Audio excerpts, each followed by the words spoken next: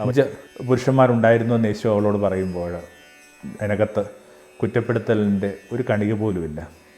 തൻ്റെ ജീവിതത്തെ ഇങ്ങനെ കുറ്റപ്പെടുത്തലില്ലാതെ, വിധിവാചനങ്ങളില്ലാതെ, ബ്ലെയിം ചെയ്യാതെ സ്വീകരിക്കുന്ന ഒരു മനുഷ്യൻ. അയാളുടെ ആ സ്നേഹത്തിൽ ഇവളുടെ ജീവിതം പതുക്കെ പതുക്കെ പരിവർത്തനം ചെയ്യപ്പെടാൻ പോവുകയാണ്. എല്ലാ പരിവർത്തനങ്ങളും സംഭവിക്കുന്നത് ഒരു സ്നേഹാനുഭവത്തിലാണ്. തമോന്മുഖം ജീവിതം പ്രഭാമയം സന്നിധാനം. ഗുരുകരണത്തിലേക്ക് സ്നേഹവന്ദനം. ആരാധനയുമായി ബന്ധപ്പെട്ട് നമുക്ക് ചുറ്റും ആരോഗ്യകരമല്ലാത്ത, അനുപാതമില്ലാത്ത തർക്കങ്ങൾ നടക്കുന്നുണ്ട്. നമുക്കതിനെ അധികം കാലം കണ്ടില്ലെന്നടിക്കുക എളുപ്പമല്ല. മാനുഷികമായ സമവായങ്ങളും പരിഹാരങ്ങളുമൊക്കെയാണ് നമ്മൾ തിരയുന്നത്. ഏതൊരു തർക്കത്തിലും നമ്മൾ അവനിലേക്ക് ഉറ്റുനോക്കുക എന്ന് പറയുന്ന ലളിതമായൊരു പോംവഴിയുണ്ട്.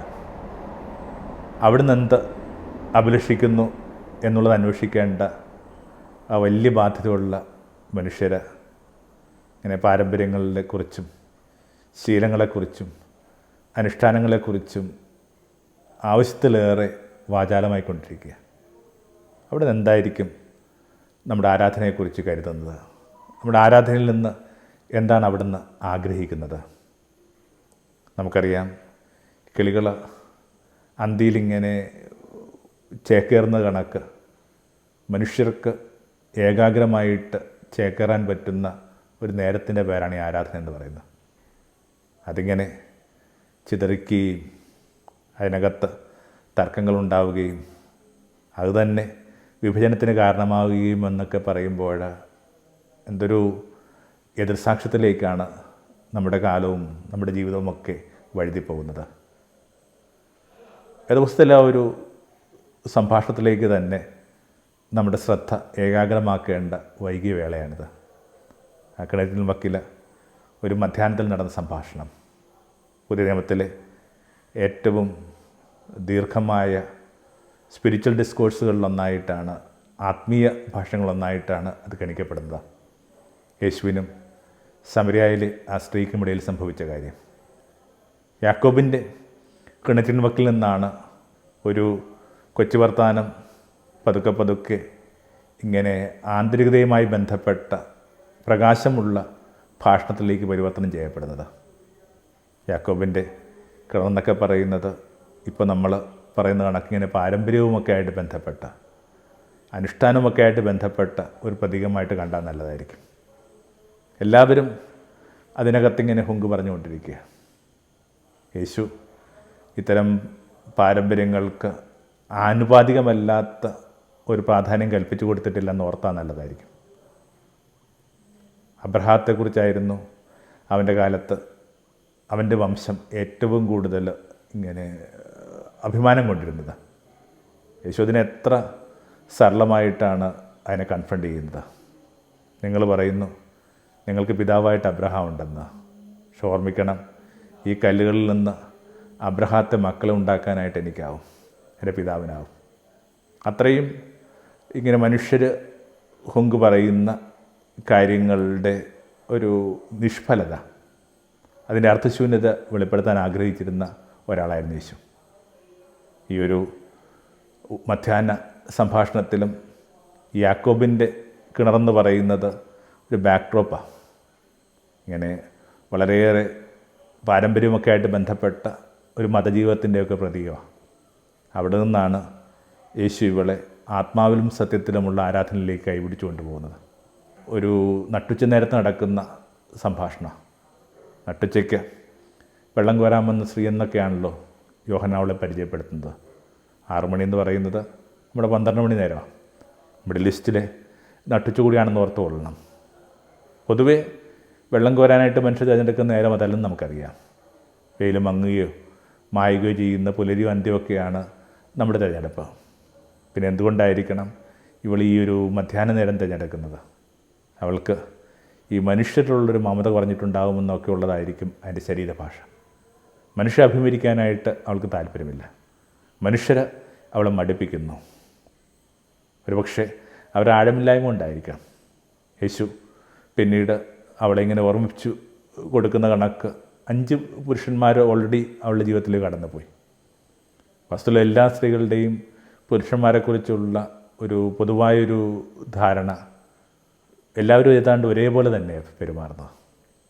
ആരംഭത്തിലൊക്കെ ഒരിത്തിരി ഒരു ക്വാളിറ്റി ഡിഫറൻസ് കാണിക്കുന്നുണ്ടെങ്കിൽ പോലും കുറേ കഴിയുമ്പോൾ ഒരേ സൂചനകളിലേക്ക്, ഒരേ താല്പര്യങ്ങളിലേക്ക് അവരുടെ സൗഹൃദം ഇങ്ങനെ വഴുതി പോകുന്നു. ഈ ഒരു മോശം സിറ്റുവേഷനിലൂടെ ഈ സ്ത്രീയും കടന്നു പോയിട്ടുണ്ടാകും. ആരും മറ്റൊരാളെക്കാൾ ഭേദപ്പെട്ടതായിട്ട് തോന്നുന്നില്ല. അങ്ങനെ മനുഷ്യരോട് തന്നെ ഒരു വികർഷണം അനുഭവപ്പെട്ട ഒരു സ്ത്രീ വിജനമായൊരു നേരം തേടിയിട്ടാണ് ഈ കിണറ്റിൻ വക്കിൽ ഈ ഒരു മധ്യാഹ്നത്തിലെത്തുന്നത്. അവിടെ വയലിലെ നിധി പോലെ അവിടുന്ന് കാത്തിരിപ്പുണ്ട്. യേശു പറയുന്നുണ്ടല്ലോ, ദൈവരാജ്യം വയലിലൊരു മനുഷ്യൻ കണ്ടെത്തിയ നിധിക്ക് തുല്യമാണ്. അയാളുടെ ഒരു അനുദിന ജീവിതത്തിൻ്റെ, റൊട്ടീൻ ജീവിതത്തിൻ്റെ, ആവർത്തനം കൊണ്ട് വിരസമായ ജീവിതത്തിൻ്റെ അടിത്തട്ടിൽ അതിൻ്റെ മണ്ണിടലുകൾക്ക് താഴെയായിട്ട് അയാളുടെ ജീവിതത്തിന് വലിയ മൂല്യം കൊടുക്കാൻ പോകുന്ന, അയാളുടെ ജീവിതത്തെ വളരെ ഡിഫറൻ്റ് ആക്കാൻ പോകുന്ന ഒരു നിധി കാത്തു കിടപ്പുണ്ട്. അങ്ങനെ തൻ്റെ അനുദിന ജീവിതത്തിൻ്റെ ഒരു റൊട്ടീനായൊരു കർമ്മങ്ങൾക്കിടയിൽ വെച്ച് യേശു അവളുടെ ജീവിതത്തിൻ്റെ നിധിയായിട്ട് പ്രത്യക്ഷപ്പെടാൻ പോവുകയാണ്. സ്വകാര്യ സംഭാഷണം എത്ര പെട്ടെന്നാണ് ഇങ്ങനെ വലിയ ആന്തരിക ജീവിതവുമായി ബന്ധപ്പെട്ട ആ ഡിസ്കോഴ്സായിട്ട് പരിവർത്തനം ചെയ്യപ്പെടുന്നത്. 5 പുരുഷന്മാരുണ്ടായിരുന്നു എന്ന് യേശു അവളോട് പറയുമ്പോൾ അതിനകത്ത് കുറ്റപ്പെടുത്തലിൻ്റെ ഒരു കണിക പോലുമില്ല. തൻ്റെ ജീവിതത്തെ ഇങ്ങനെ കുറ്റപ്പെടുത്തലില്ലാതെ, വിധിവാചനങ്ങളില്ലാതെ, ബ്ലെയിം ചെയ്യാതെ സ്വീകരിക്കുന്ന ഒരു മനുഷ്യൻ. അയാളുടെ ആ സ്നേഹത്തിൽ ഇവളുടെ ജീവിതം പതുക്കെ പതുക്കെ പരിവർത്തനം ചെയ്യപ്പെടാൻ പോവുകയാണ്. എല്ലാ പരിവർത്തനങ്ങളും സംഭവിക്കുന്നത് ഒരു സ്നേഹാനുഭവത്തിലാണ്. ആ ഒരു ചെറുപ്പക്കാരൻ്റെ ഏറ്റവും ഹൃദ്യമായ ഒരു സ്നേഹത്തിന് മുമ്പിൽ ഇവളുടെ ജീവിതത്തിന് ജ്ഞാനസ്ഥാനം ഉണ്ടാകാൻ പോവുകയാണ്. അവൾക്ക് അവളുടെ ജീവിതത്തെക്കുറിച്ചുള്ളൊരു വെളിപ്പെടുത്തലാണ് ആദ്യം ഉണ്ടാകുന്നത്.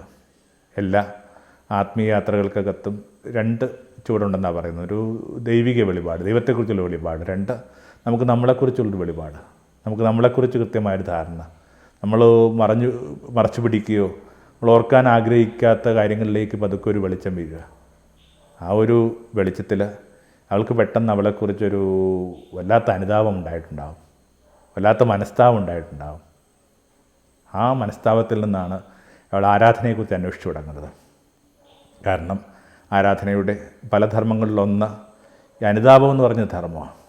മനുഷ്യർക്ക് അവരെ തന്നെ വീണ്ടെടുക്കാനായിട്ടുള്ള നേരമായിട്ട്, മനുഷ്യർക്ക് അവരെ തന്നെ തിരിഞ്ഞു നോക്കിയിട്ട് വാവിട്ട് കരയാനുള്ള നേരമായിട്ടൊക്കെയാണ് ആരാധനയെ പൊതുവെ ഗണിക്കുക. അതിനെപ്പോഴും ഈ അവനവൻ്റെ ആ ഒരു ഇരുൾ മേഖലയുമായി ബന്ധപ്പെട്ട് ഒരു ഒരു ശുദ്ധീകരണത്തിൻ്റെ ഒരു ഘട്ടമുണ്ട്. അതുകൊണ്ട് തന്നെ അവൾ വളരെ ഗൗരവമായിട്ടൊരു ചോദ്യം ചോദിക്കുകയാണ്.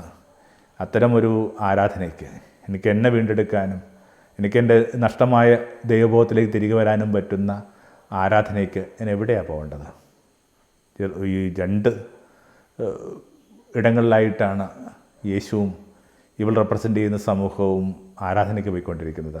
2 അടിസ്ഥാനപരമായിട്ട് ജ്യൂസാണെന്ന് നമുക്കറിയാം. പക്ഷെ കുറേ കഴിയുമ്പോൾ തങ്ങളെക്കാൾ കുറച്ചുകൂടി ഇങ്ങനെ മറ്റു സംസ്കാരങ്ങളുമായിട്ടുള്ള ഇടപെടൽ കൊണ്ട് പൊല്യൂട്ടഡായെന്ന് കരുതുന്ന ഒരു സമൂഹമായിട്ടാണ് ഈ പറഞ്ഞ സമരിയായ ജ്യൂസ് ഗണിക്കുക. കൊടുക്കൽ വാങ്ങലുകൾ തീരെയില്ല. അത്തരമൊരു വാശിയിൽ ദേവാലയം പോലും അവർക്ക് വേണ്ടി തുറക്കില്ല എന്നൊരു ധാരണയിൽ സമാന്തര ദേവാലയങ്ങൾ സൃഷ്ടിക്കപ്പെടുകയാണ്. അത് ഗെരിസിം എന്ന് പറയുന്ന ഒരു മലയിലാണ്. ജെറുസലേം എന്ന് പറയുന്ന പുണ്യപുരി നിർമ്മിക്കപ്പെട്ടിരിക്കുന്നത് സിയോൺ മലമുകൾക്കാണ്. അപ്പോൾ ഏതു മലയിലാണ് ഞങ്ങൾ ദൈവത്തെ ആരാധിക്കാനായിട്ട് പോകേണ്ടത്? ഏതാണ് യഥാർത്ഥമായ ആരാധനയിടാം? അപ്പോൾ അവളോട് യേശു ഇങ്ങനെ സത്യാരാധനയുടെ കഥ, സത്യാരാധനയുടെ മർമ്മം പറഞ്ഞു കൊടുക്കുക. എങ്ങനെയാണ് ഒരു ജീവിതത്തെ ഈ ട്രൂ വർഷിപ്പിലേക്ക് കൂട്ടിക്കൊണ്ടു പോകുക എന്നുള്ളതിൻ്റെ ആ കൃത്യമായ ഒരു വേർഷനത്. ആരാധനയുമൊക്കെയായി ബന്ധപ്പെട്ട നമ്മുടെ ഏത് പ്രതിസന്ധികൾക്കകത്തും നമ്മൾ ഏകമായിട്ട് എടുക്കേണ്ടത് അവിടുന്ന് തരുന്ന ആ സൂചനകളാണ്. ആ ഒരു 4 കാര്യങ്ങളാണ് യേശു അവളോട് സൂചിപ്പിക്കുന്നത്. ഒന്ന് യേശു പറഞ്ഞു, ഇങ്ങനെ സ്ത്രീയെ നിങ്ങൾ അറിയാത്തതിനെ ആരാധിക്കുന്നു, ഞങ്ങൾ അറിയുന്നതിനെ ആരാധിക്കുന്നു. ഒന്ന് ഒരു റിഫ്ലക്റ്റീവ് ഒരു ഫേസ് ഉണ്ടാകുക എന്നുള്ളതാണ്. ദൈവവുമായി ബന്ധപ്പെട്ട അറിവിന് വേണ്ടി തൽക്കാലം നമ്മുടെ മുമ്പിൽ ഒരു വഴി മാത്രമേ ഉള്ളൂ, ഇങ്ങനെ മെഡിറ്റേഷൻ. ധ്യാനമല്ലാതെ വേറെ എന്താണ് ഒരു ദൈവ അറിവിലേക്ക്, ദൈവജ്ഞാനത്തിലേക്ക് നമ്മളെ നയിക്കാനായിട്ടുള്ള ഒരു പാത്വേ, ഒരു നടപ്പാത എന്താ ഉള്ളത്? പക്ഷേ അത്തരം ആ ധ്യാനങ്ങളുടെ അഭാവം ഇപ്പോൾ നമ്മൾ തർക്കത്തിലേർപ്പെടുന്ന മിക്കവാറും ഈ ആരാധനയുമായി ബന്ധപ്പെട്ട പ്രശ്നങ്ങൾക്കകത്തുണ്ട്. അവനവൻ്റെ ഉള്ളിലെ ആന്തരികതയുമായി ബന്ധപ്പെട്ടൊരു നിമിഷം കണ്ടുകൂട്ടിയിരിക്കാനായിട്ടുള്ള ഒരു നേരമോ സാവകാശമോ പലപ്പോഴും നമ്മൾ കൽപ്പിച്ചു കൊടുക്കുന്നില്ല. പക്ഷെ മെഡിറ്റേഷൻ പഠിപ്പിച്ചു തുടങ്ങിയ ഒരാളാണ്. കടൽക്കരയിലോട്ട് വന്നിട്ട് പറഞ്ഞു, പ്രാർത്ഥിക്കുമ്പോൾ വാതിലടച്ച് പ്രാർത്ഥിക്കുക എന്ന് പറയുമ്പോൾ അന്നോളമുള്ള ആ പ്രാർത്ഥനാ സങ്കല്പങ്ങളെ യേശു ഇങ്ങനെ നവീകരിച്ചെടുക്കുക. അന്നോളമുള്ള പ്രാർത്ഥനാ സങ്കല്പങ്ങൾ മനുഷ്യൻ അവരുടെ ആവശ്യങ്ങൾ ചോദിക്കുകയും മനുഷ്യൻ എന്ത് ചെയ്യുന്നുണ്ട്, വലിയ പദാവലിയോടുകൂടി ദൈവത്തിൻ്റെ മഹത്വം പറയുകയൊക്കെ ചെയ്തുകൊണ്ടിരുന്നൊരു കാലമാണ്. അതിനകത്തുനിന്നൊക്കെ മാറിയിട്ട് വലിയ ആന്തരികതയിലേക്ക് കൂട്ടിക്കൊണ്ടു പോകുന്ന പ്രാർത്ഥനയുടെ ഒരു പുതിയ പാഠം അവിടുന്ന് പഠിപ്പിച്ചത്. പ്രാർത്ഥിക്കുമ്പോൾ വാതിലടച്ച് പ്രാർത്ഥിക്കുക. ഞാനിടയ്ക്ക് സൂചിപ്പിക്കുന്ന കണക്ക് ഇപ്പോൾ പോലും കടപ്പുറത്തെ വീടുകൾക്കകത്ത് വാതിലില്ല. അത്രയും കെട്ടുറപ്പില്ലാത്ത ഒരു ജീവിതമാണ് ഇപ്പോൾ പോലും ഈ തീരത്തുള്ളവർക്ക്. അങ്ങനെയെങ്കിൽ അവൻ്റെ കാലത്ത് അതിനേക്കാൾ ഭേദപ്പെട്ടൊരു സാഹചര്യം തീരത്തുണ്ടാകുമെന്ന് സങ്കല്പിക്കേണ്ട ബാധ്യതയില്ല. എന്താ അതിൻ്റെ അർത്ഥം? ഇങ്ങനെ കണ്ണുപൂട്ടിയിരിക്കുക എന്നുള്ള, ഷട്ട് യുവർ സെൻസസ്. ഈ പറഞ്ഞ വീടിൻ്റെ വാതിലെന്ന് പറയുന്ന അവനവൻ്റെ മിഴികളാണ്. അതിങ്ങനെ കണ്ണുപൂട്ടി അവനവൻ്റെ ഇന്ദ്രിയങ്ങളെ കൊട്ടിയടച്ച് ഏകാഗ്രമായിട്ട് അകത്തുള്ള ആളെ കേൾക്കുക എന്ന് പറഞ്ഞൊരു സംഭവമുണ്ട്. പിന്നെ വളരെ കൃത്യമായ മെഡിറ്റേഷൻ്റെ പാഠങ്ങളായിരുന്നു അത്. ഇത് ആരാധനയിൽ നിന്ന് എപ്പോഴാണ് ചോർന്നു പോയെന്നുള്ളതാണ് നമ്മൾ ഗൗരവമായിട്ട് എടുക്കേണ്ട ഒരു പ്രശ്നം. അപ്പോൾ ഒന്നതാ, ഇങ്ങനെ നിങ്ങൾ അറിയാത്തതിനെ ആരാധിക്കുന്നുള്ള അറിവെന്നൊക്കെ പറയുമ്പോൾ ഈ കൊച്ചറിവൊന്നും അല്ല കേട്ടോ.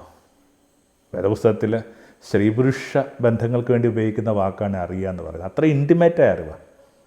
ഒരു പുരുഷനും സ്ത്രീയും തൻ്റെ കിടപ്പറയിൽ എങ്ങനെ അറിയുന്നു അതുപോലെ ദൈവവുമായി ബന്ധപ്പെട്ടൊരു അറിവ് സാധ്യമാണെന്നാണ് പറയുന്നത്. നമ്മുടെ ഒരു അവകാശപ്പെട്ടൊരു മേഖലയാണ്. ഞാൻ എൻ്റെ പിതാവിനെ അറിയുന്നു, പിതാവ് എന്നെ അറിയുന്നൊക്കെ പറയുമ്പോൾ അത്രയും ഇൻറ്റിമേറ്റ് ആയിട്ടുള്ള ഒരു ഫിസിക്കൽ ഇൻറ്റിമസി എന്നൊക്കെ കരുതപ്പെടാവുന്ന വിധത്തിലുള്ള ആ മെറ്റഫർ ഉപയോഗിക്കുന്നത് മാത്രമേ ഉള്ളൂ. അത് കണക്കുള്ള അറിവാണ്. അത്തരം അറിവുകളുടെ ഒരു പ്രതലം നിർഭാഗ്യവശാൽ നമ്മുടെ ആരാധനയിൽ നിന്ന് പതുക്കെ ചോർന്നു പോയി. അതിൻ്റെ ശോഷണത്തിന് മീതെ ഇങ്ങനെ വലിയ ബുദ്ധിമുട്ടുകൾ സംഭവിക്കുന്നു. റിഫ്ലക്റ്റീവ് എന്ന് പറയുന്നൊരു സംഭവത്തെക്കുറിച്ചുള്ള ഒരു ധാരണയോ അതിനുള്ള സാഹചര്യമോ പലപ്പോഴും സൃഷ്ടിക്കപ്പെടുന്നില്ല. ഞാൻ ചിലപ്പോൾ ഇങ്ങനെ ആലോചിക്കാറുണ്ട്, ഈ കുർബാന നമ്മൾ വളരെ പ്രഷ്യസായിട്ട് കണക്കാക്കുന്ന ഒന്നാണ്. ഒരുപക്ഷെ ഏറ്റവും കൂടുതൽ ഹീലിംഗ്, ഏറ്റവും കൂടുതൽ മനുഷ്യന് സമാധാനം കിട്ടുകയും ഏറ്റവും വലിയ വ്യത്യാസമുണ്ടാക്കുകയും ഒക്കെ ചെയ്യുന്നൊരു അനുഭവത്തിൻ്റെ പേരാണ് കുർബാന എന്ന് പറയുന്നത്. പക്ഷേ അതിനകത്ത് പോലും നമ്മൾ ഈ ഒരു മെഡിറ്റേഷൻ നമ്മൾ മൈനസ് കഴിഞ്ഞാൽ പിന്നെ ബാക്കി എന്താ അതിനകത്തുണ്ടാവുക? കുറച്ച് ഇങ്ങനെ അനുഷ്ഠാനങ്ങൾ മാത്രമായിട്ട് അത് ചുരുങ്ങില്ലേ? അപ്പം കുർബാന എന്ന് പറയുന്നൊരു കാര്യത്തെ റിച്ചാക്കുന്ന വാസ്തവത്തിൽ അതിനോട് ചേർത്ത് നമ്മൾ വെക്കുന്ന ധ്യാനമാണ്, അതിനോട് ചേർത്ത് വെക്കുന്ന മെഡിറ്റേഷനാണ്. ഒരു മിനിറ്റ് ഇങ്ങനെ കണ്ടുപൂട്ടിയിരിക്കാനായിട്ടുള്ള സാവകാശമോ നേരമോ കൊടുക്കാത്തതിൻ്റെ ഒരു ആഴക്കുറവ്, ഒരു ഏകാഗ്രതക്കുറവ് നമ്മുടെ ഒരു ആരാധനയുമായി ബന്ധപ്പെട്ട എല്ലാ കാര്യങ്ങൾക്കകത്തും ഒരു പ്രതിസന്ധിയായിട്ട് തന്നെ ഗണിക്കേണ്ടതാണ്. രണ്ട്, ഈ സ്നേഹമില്ലാത്തവരുടെ ആരാധന എന്ന് പറയുന്നത് അസത്യ ആരാധന. പിന്നെ സ്നേഹിക്കുന്നവർക്ക് മാത്രമേ ആരാധിക്കാൻ അവകാശമുള്ളെന്ന് അവിടെ നിന്ന് പറഞ്ഞു. നമുക്ക് ഇത്തരം സ്പർദ്ധ നടക്കുമ്പോൾ പോലീസൊക്കെ ഈ മദ്ബയ്ക്ക് പുറത്ത് ഇങ്ങനെ കാവലൊക്കെ നിൽക്കുന്നൊരു സാഹചര്യത്തിൽ എത്ര അകന്നുപോയി നമ്മൾ, എത്ര അകന്നുപോയി. ഒരു ആരാധനയ്ക്ക് പോകുമ്പോൾ നിൻ്റെ സഹോദരൻ നിനക്കും ഇടയിലായിട്ട് എന്തെങ്കിലും ഭിന്നതകളുണ്ടെന്ന് നിൻ്റെ മനസ്സ് ഓർത്തെടുക്കുകയാണെങ്കിൽ ആരാധന വസ്തുവോട് വെച്ചിട്ട് അവനുമായി അണ്ടിഞ്ഞിരപ്പെടാനൊക്കെ പഠിപ്പിച്ച യേശുപാഠങ്ങൾക്ക് പ്രസക്തിയോ ഒരു റെലവൻസോ ഇല്ലെന്നൊക്കെ നമ്മൾ കരുതുന്ന കഷ്ടമല്ലേ? അപ്പോൾ സ്നേഹമില്ലാത്ത ഒരു ആരാധനയാണ്. വാസ്തവത്തിൽ ഈ സ്ത്രീയോടത് യേശു സൂചിപ്പിക്കുന്നുണ്ട്. കാരണം വെള്ളം ചോദിക്കുന്ന അവനോട് അവൾ പറഞ്ഞത് ഇങ്ങനെ അവർക്കും അയാൾക്കും ഇടയിലുള്ള ആ മതിലിനെക്കുറിച്ചാണ്. നമുക്കിടയിൽ കൊടുക്കൽ വാങ്ങലില്ലെന്നാണ് പറയുന്നത്. രണ്ട് ജാതിയാണെന്നാണ് പറയുന്നത്. അലയുന്നവനും യാചകനും പൈത്യക്കാരനും യാത്രികർക്കുമൊക്കെ എന്ത് ജാതിയാണ് ഉള്ളത്? അപ്പോൾ ഒരു വെള്ളം ചോദിക്കുമ്പോൾ പോലും അത് കൊടുക്കാനായിട്ട് പറ്റാത്ത വിധത്തിൽ നിൽക്കുന്ന ഒരാൾക്ക് ഇങ്ങനെ ആരാധനയെക്കുറിച്ച് ചർച്ച ചെയ്യാൻ പോലും അവകാശമില്ല എന്നുള്ള സൂചന അത്. പിന്നെ ഒരു വ്യക്തമായൊരു നിലപാടുണ്ടായിരിക്കുക എന്നുള്ളതാണ്. ആരാധന എന്ന് പറയുന്നത് ഇങ്ങനെ മുമ്പോട്ടുള്ള ജീവിതത്തിൻ്റെ ഒരു സ്പ്രിംഗ് ബോർഡാണ്. ഇതിനകത്തു നിന്നാണ് നമ്മൾ മുമ്പോട്ടുള്ള യാത്രയ്ക്കുള്ള ആയം കണ്ടെത്തേണ്ടത്. ആരാധനയിൽ എന്ത് സംഭവിക്കുന്നു എന്നതിനേക്കാൾ പ്രധാനമാണ് ആരാധനയ്ക്ക് ശേഷം എന്ത് സംഭവിക്കുന്നു. കാറ്റിൻ കുർബാനയാണ് ഞങ്ങളുടെ ആശ്രമങ്ങളിൽ ഞങ്ങൾ ഫോളോ ചെയ്യുന്നത്. 20 മിനിറ്റ് ദൈർഘ്യമാണ് കഷ്ടിച്ച് വരുന്നത്. ഈ 20 മിനിറ്റ് വരുന്ന ഒരു കാര്യത്തിന് ശേഷം എന്ത് സംഭവിക്കുന്നുള്ള പ്രധാനം. ബാക്കിയുള്ള ആ 23 മണിക്കൂറിനെയും ശുദ്ധീകരിക്കാനായിട്ട്, ജ്ഞാനസ്ഥാനപ്പെടുത്താനായിട്ട്, പ്രകാശിപ്പിക്കാനായിട്ട്, ധാരണകളുണ്ടാക്കാനായിട്ട്, ആറ്റിറ്റ്യൂഡ് രൂപപ്പെടുത്താനായിട്ട് സഹായിക്കുന്നുണ്ടില്ല എന്നുള്ള അത്ര ഭംഗിയായിട്ട് അവിടെ നിന്ന് പറഞ്ഞിട്ടുണ്ട്. പിതാവ് പിതാവ് എന്ന് വിളിക്കുന്നവരല്ല, മറിച്ച് എൻ്റെ ഹിതം കണ്ടെത്തി ജീവിക്കാൻ ശ്രമിക്കുന്നവരാണ് എൻ്റെ യഥാർത്ഥ ആരാധകരെന്ന് ഇങ്ങനെ ഡിഫൈൻഡാണ്. ഇത്രയും വ്യക്തമായിട്ട് കാര്യങ്ങൾ ഡിഫൈൻ ചെയ്യപ്പെട്ടിട്ട് എന്താ നമ്മളതിലേക്ക് ഇങ്ങനെ ഒന്ന് പാളി നോക്കാത്തത്? അവസാനമായിട്ട് ഈ സ്വാതന്ത്ര്യമില്ലാത്തൊരു ആരാധന അസത്യ ആരാധന. അതിങ്ങനെ ഒരു പഴയ നിയമ സൂചന തന്നെയാണ്. നമുക്കറിയാം, വളരെ പ്രധാനപ്പെട്ടൊരു സംഭവമായിട്ട് ഈ ഒരു പുസ്തകം കരുതുന്ന പുറപ്പാടെന്ന് പറയുന്നത്. പുറപ്പാടെന്ന് പറയുന്നത് പോലും ആരാധിക്കാനുള്ള അവകാശത്തിന് വേണ്ടിയായിരുന്നാണ് പറയുന്നത്.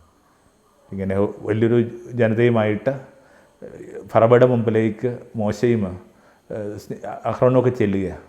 എന്നിട്ട് പറഞ്ഞു, എൻ്റെ ജനതയെ വിട്ടയക്കാനായിട്ട് ദൈവം ആവശ്യപ്പെടുന്നു. എന്തിനു വിട്ടയക്കണം? അപ്പോൾ അവർക്ക് ഈ ഫറവയ്ക്ക് കൊടുക്കുന്ന മറുപടി ഇതാണ്, so that they may go and worship. ആരാധിക്കാൻ പോകാൻ വേണ്ടി അവർ സ്വതന്ത്രരാക്കുക എന്നുള്ള. ഇപ്പോൾ ഏതെങ്കിലും തരത്തിൽ ഇങ്ങനെ കൂനിപ്പോയ മനുഷ്യർക്ക്, ചുരുണ്ടുകൂടിപ്പോയ മനുഷ്യർക്ക്, ഇങ്ങനെ പുഴുകണക്ക് ഇങ്ങനെ വളഞ്ഞു പോയ മനുഷ്യർക്കൊന്നും ആരാധിക്കാൻ അവകാശമില്ല. യഹൂദരുടെയൊക്കെ ഒരു ആരാധന ഇതെന്ന് പറയുന്നത് ഇങ്ങനെ നട്ടല് നേരെ പിടിച്ചുള്ളൊരു നിൽപ്പാണ്. നട്ടല് നേരെ പിടിക്കാൻ പറ്റുന്നൊരു സാഹചര്യങ്ങളാണ്. എന്തുമാത്രം നുഖങ്ങളാണ് മനുഷ്യന് മീതെ നടന്നുകൊണ്ടിരിക്കുന്നത്. നമ്മൾ വിചാരിക്കുന്നതിനേക്കാൾ കൂടുതലായിട്ട് ലോകം ഇങ്ങനെ ഇല്ലായ്മയിലേക്കും ദാരിദ്ര്യത്തിലേക്കും വിശപ്പിലേക്കും തൊഴിലില്ലായ്മയിലേക്കും ഒക്കെ ഇങ്ങനെ കൂപ്പുകുത്തിക്കൊണ്ടിരിക്കുക. അപ്പം അത്തരമൊരു സമൂഹത്തിന്, നേരെ നിൽക്കാനായിട്ട് അവകാശമില്ലാത്ത ഒരു സമൂഹത്തിന്, പല കാരണങ്ങൾ കൊണ്ട് പലരുടെയും മുമ്പിൽ ഇങ്ങനെ കുനിയുകയും ഏറാൻ പറയുകയും ചെയ്യുന്നൊരു സമൂഹത്തിന് ആരാധിക്കാൻ അവകാശമുണ്ടോ? ഇങ്ങനെ ആരാധിക്കാൻ വേണ്ടി അവരെ സ്വതന്ത്രരാക്കാനാണ് പറയുക. 2 നുഖമുണ്ട്. ഒന്നിൻ്റെ അകത്തൊരു നുഖമുണ്ട്. അകത്തെ നുഖത്തെക്കുറിച്ച് പൗലോസ് പറയുന്നുണ്ട്, പാവം തന്നെയായ നുഖം എന്ന് പറയുന്നൊരു വാക്കുണ്ട്. അത് വേറൊരു നുഖമാണ്.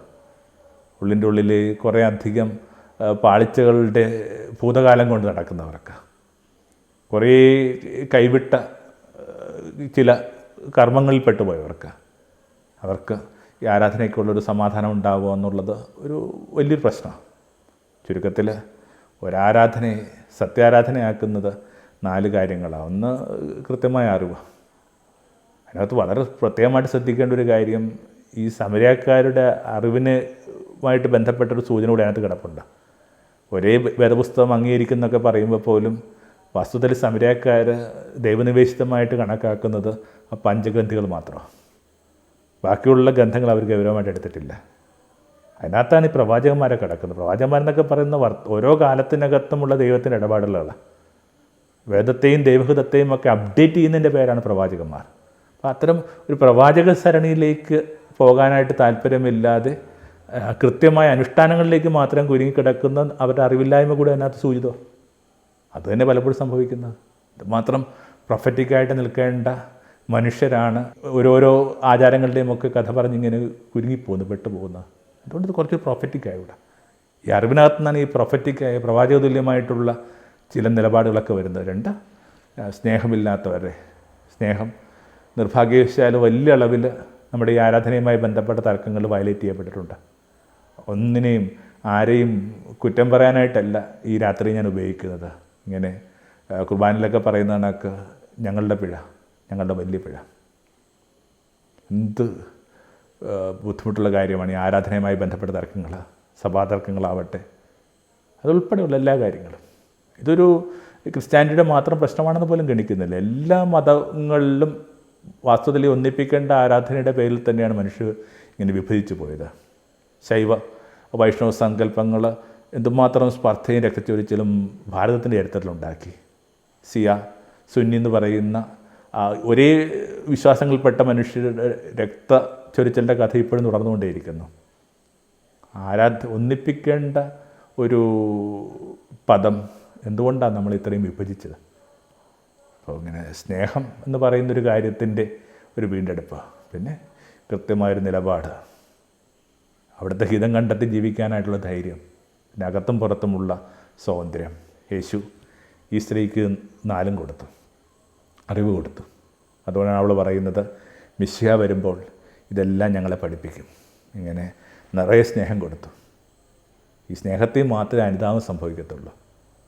അല്ലാതെ നരകം പറഞ്ഞും ഇങ്ങനെ സംഭവിക്കാൻ പോകുന്ന കർമ്മഫലത്തെക്കുറിച്ച് പറഞ്ഞൊന്നും മനുഷ്യരുടെ അടുത്ത് അനുതാപം ഉണ്ടാകാൻ പോകുന്നില്ല. ഇങ്ങനെ അഗാധമായ സ്നേഹത്തിൽ നിന്നാണ് ഈ അനുതാപമൊക്കെ ഉണ്ടാകുന്നത്. അവൾ അത്രയും സ്നേഹിച്ചത് കൊണ്ട് അവൾ ചുംബിച്ചുകൊണ്ടിരിക്കുന്നതൊക്കെ നമ്മൾ വേറെടുത്ത് വായിക്കുന്നില്ലേ.